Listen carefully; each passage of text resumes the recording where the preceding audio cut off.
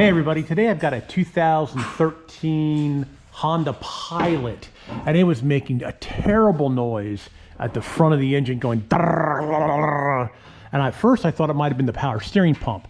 So I went ahead and took the drive belt off and it still made the noise.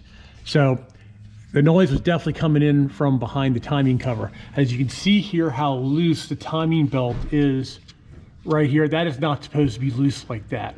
So if you look over here, this pulley here is the tensioner pulley, and then that is the hydraulic tensioner. And if you see right there, it has leaked all its oil out. So that hydraulic tensioner has gone bad.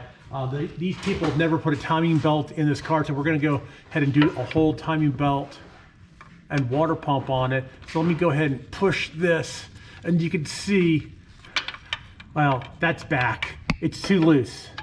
We're gonna do a timing belt, water pump, new tensioner on this, and this will fix this one.